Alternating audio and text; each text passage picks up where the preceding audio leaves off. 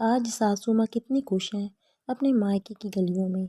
बहू, तुम अपने मायके जा रही हो ना, तुम वो लाल वाली साड़ी पहन लेना और हाँ, अपने गहने भी पहन कर जाना। पर मम्मी जी, मैं तो वहीं की हूँ, वहाँ तो सब मुझे जानते ही हैं और सबको यह भी पता है कि मेरा ससुराल बहुत अच्छा है, तो फिर यह सब दिखाने की क्या ज़रूरत है। अरे ये दिखाने विखाने वाली बात छोड़ो, तुम अपने भाई बहनों के लिए कुछ बना लेना, उन्हें जो पसंद हो वही बना लेना। मायके जाने में खाली हाथ जाना अच्छा नहीं लगता। नहीं नहीं बहू, स्नेहा सोच रही थी, मायका मेरा है और जाना भी मुझे है, पर मम्मी जी इसको लेकर कितनी उत्सुक हैं। वो जब अपने मायके जाती होंगी तो क्या हाल होता होगा। स्नेहा ने सीधे सासू माँ से प्रश्न कर ही डाला, मम्मी जी आप भी इतनी ही तैयारी से मायके जाती हैं? अचानक पूछे गए स्नेहा के इस प्रश्न से मालती जी थोड़ी देर तो चुप रहीं, फिर मुस्कुराते हुए उन्होंने ना में सिर हिला दिया। उन्होंने सिर्फ इतना ही कहा, काफ़ी दिनों से मैं मायके नहीं गई हूँ। क्यों मम्मी, क्या आपका मन नहीं करता वहाँ जाने का जहाँ आपका बचपन बीता? मालती जी नई नई बहू को क्या अपना दुखड़ा सुनाती। उन्होंने जिम्मेदारियों के ऊपर सारा कारण थोपकर इस प्रश्न को टाल दिया। देखिए मम्मी जी, अब मैं आ गई हूँ ना, मैं यहाँ सब संभाल लूँगी। अब आपका जब भी मन चाहे आप भी आराम से 2-4 दिन के लिए अपने मायके जा सकती हैं। सारे जहाँ घूमने का मज़ा कुछ और है और अपने मायके जाने का मज़ा कुछ और है। स्नेहा ने अपनी सासू माँ की पीड़ा से अनजान बनते हुए उनके भावनाओं को समझाने की कोशिश की। उसे शादी से पहले ही विशाल पति ने बातों बातों में बता दिया था कि मम्मी मामा के घर नहीं जाती है। शायद मामा मामी के किसी व्यवहार से उसके दिल को भारी ठेस पहुंची है। स्नेहा भले ही अभी एक नव यौवना ही थी, पर उसे भी मायके का महत्व बहुत ही भली भांति पता था। उसने उसी समय सोच लिया था कि कारण चाहे जो भी हो, वह पूरी कोशिश करेगी कि सासू माँ और उनके मायके के संबंध फिर से सुधर सके। आखिर बहू का सबसे पहला काम तो अपने ससुराल में सबको जोड़े रखने का ही होता है ना। जब स्नेहा अपने मायके से वापस आई तो कुछ दिनों के बाद उसने फिर से वही प्रसंग छेड़ दिया। वह जानना चाहती थी कि आखिर सासू माँ अपने मायके जाने से क्यों कतरा रही हैं। उसके काफ़ी खुरेदने के बाद मालती जी थोड़ी भावुक तो हुई, पर उन्होंने नई बहू के सामने चुप रहना ही बेहतर समझा। वह बस इतना ही बोल पाई थी, मेरे जाने से वहाँ भी तो खुशी होनी चाहिए ना। आत्मसम्मान नाम की भी कोई चीज़ होती है ना, या नहीं? बिल्कुल मम्मी जी, आत्मसम्मान से समझौता बिल्कुल ही नहीं होना चाहिए, पर कभी कभी गलतफहमियाँ भी तो आत्मसम्मान के चारों ओर और अपना परत चढ़ा देती है। कुछ देर बाद वह बोली, खैर छोड़िए ना, मेरी माँ बोल रही थी कि हमारे तरफ ऐसी मान्यता है कि बहू अगर अपनी सासू माँ के मायके जाती है तो बहुत शुभ होता है। स्नेहा ने मौका देखकर चौका मारा, अगर ऐसा है तो तुम विशाल के साथ चली जाओ। अरे नहीं मम्मी, वहाँ मैं आपके बिना नहीं जाऊंगी। अपना निर्णय सुना स्नेहा जल्दी जल्दी काम निपटाने लगी। मालती जी मन ही मन सोच रही थी कि तुझे कैसे बताऊं बहू, महिलाएं कितनी भी बड़ी या बूढ़ी हो जाए, मायका और मायके वालों से आकर्षण कभी खत्म नहीं होता। क्या मेरा मन नहीं करता वहाँ जाने का, पर अब इतने दिन हो गए हैं, इस बीच वहाँ से भी कोई नहीं आया है, ना ही किसी ने वहाँ मुझे बुलाया है।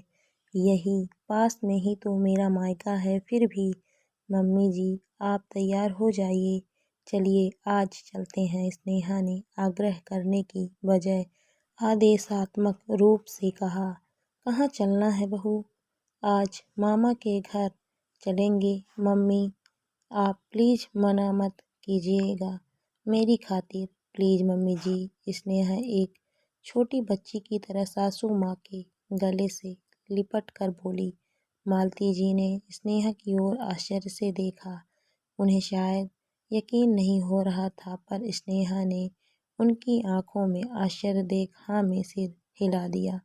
पर बहू, पर वर कुछ नहीं मम्मी जी, वहाँ जो कुछ होगा सब मेरी जिम्मेदारी है। आप चलिए तो सही। दिल तो मालती जी का भी मायके जाने को चाहता था, पर शायद इतना फोर्स किसी ने कभी किया ही नहीं था। फिर वह सोचने लगी, कहीं बहू के सामने मेरा या अपमान हो गया तो। अरे नहीं नहीं, शायद हमें नहीं जाना चाहिए। ओह हे भगवान, मैं कुछ निर्णय क्यों नहीं ले पा रही हूँ। क्या हुआ मालती? विश्वनाथ जी, मालती के पति ने मालती के कंधे पर हाथ रखते हुए पूछा। कुछ नहीं जी, मालती जी कुछ बोलती उससे पहले ही विश्वनाथ जी ने कहा, स्नेहा समझदार है, पढ़ी लिखी भी है। मालती जी, कभी कभी हमें बच्चों की भी सुननी चाहिए। और सम्मान अपमान बहू के सामने, अरे बहू कोई पराई थोड़ी ना है। एक बार बहू की भी बात मान लो, जिद छोड़ कर तो देखो। शायद यही तो मालती जी भी चाहती थी। वह झट रसोई में जाकर बोली, बहू सवेरे नाश्ते में जो तुमने ढोकला बनाया था वह बचा है क्या? उसे फ्राई कर लेती हूँ, भैया को बहुत पसंद है। और ये कच्ची मूंगफली भी रख लूँ क्या? उसे उबाल कर हम सब भाई बहन बहुत खाते थे। ठीक है मम्मी जी। और कुछ चाहिए तो विशाल जी से बोल दीजिए, वह ले आएंगे। मालती जी की उत्सुकता और खुशी देखकर स्नेहा सोच रही थी, प्लीज भगवान ऐसी खुशी मम्मी जी के मायके से लौटने के बाद भी बनाए रखिएगा। मालती जी का मायका वहाँ से मात्र 40 किलोमीटर की दूरी पर ही था, इसीलिए उन्होंने अपनी ही गाड़ी से जाने का निश्चय किया। मालती जी सारे रास्ते चहकती रहीं। जब वह अपनी सीमा में दाखिल हुई तो एक छोटी बच्ची की तरह ही चहकती हुई हाथ के इशारे से स्नेहा को बताना शुरू किया, देखो यह मेरा स्कूल है, यहाँ तक हम सहेलियां खेलने आते थे। कुछ दूर आगे जाने पर वह बोली, वो देखो बहू मेरा कॉलेज। स्नेहा सोच रही थी कि आज मम्मी जी कितनी खुश हैं। अपने मायके के गलियारों में आने से ही शायद मम्मी जी का बचपन लौट आया है। जब घर के सामने कार रुकी तो मालती जी के साथ स्नेहा की भी दिल की धड़कन तेज हो गई थी। काश सब अच्छा हो, सोचती हुई स्नेहा इधर उधर कॉल बेल ढूंढने लगी, पर तब तक मालती जी कॉल बेल बजा चुकी थीं। सामने एक अधेड़ व्यक्ति जो काफी कमजोर दिखाई दे रहे थे मुस्कुराते हुए बोले, अरे देखो तो मालती आई है क्या। बरसों बाद भैया के मुंह से अपना नाम सुन मालती जी भावुक हो गईं।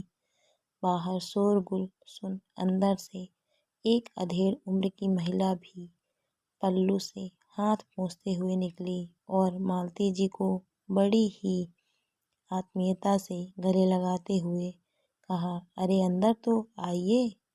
मालती जी जैसे ही अंदर जाने को कदम बढ़ाने लगी, कमजोर से दिखने वाले व्यक्ति जो और कोई नहीं मालती के भाई मलय ही थे, उन्होंने बस मिनट कहकर मालती का हाथ पकड़ा और फुर्ती से बगल वाले घर में जाकर बोले, देखो तो मालती आई है। दरअसल बगल वाला घर चाचा जी का था। चाचा जी के सामने भी भाई मलय अपनी खुशी जाहिर करना चाहते थे।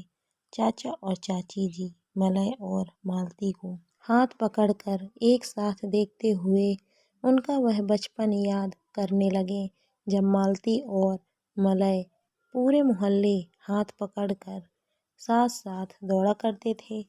लंबे अंतराल के बाद आज भी मलय और मालती बिल्कुल नन्हे बच्चे की भांति लग रहे थे। तभी भाभी ने कहा, अरे पहले मालती को अंदर तो आने देते, पहले चाय पानी तो हो जाए। उसके बाद। अरे नहीं, चाय वाय सब बाद में। मलय भैया मालती बहना का हाथ पकड़कर, अगल बगल देखो, देखो मालती आई है, देखो मालती आई है कहते कहते बिल्कुल एक बच्चे से लग रहे थे। मामी जी ने बड़े प्यार से कहा, तुम आओ स्नेहा बहू, इन दोनों भाई बहनों को छोड़ दो।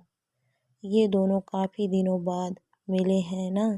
स्नेहा बहू, मैं तो तुम्हारे चेहरे के संतोष, इत्मीनान और खुशी देखकर ही समझ गई थी कि मालती दीदी के यहाँ आने के पीछे की वजह तुम हो। तुम्हारी वजह से ही लंबे अंतराल की खाई भर पाई है। कहते कहते मामी जी भी भावुक हो गईं। अरे नहीं मामी जी, मैं तो सिर्फ, कहते कहते स्नेहा रुक गई।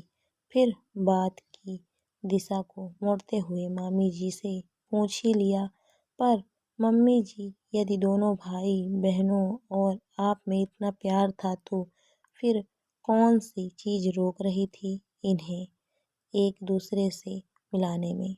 अरे कुछ नहीं बेटा, बात बहुत सी छोटी सी थी, पर एक दूसरे का ईगो और अहंकार रिश्तों पर भारी पड़ रहा था। खैर छोड़ो उन बातों को बेटा, तुम पढ़ी लिखी समझदार बहू हो।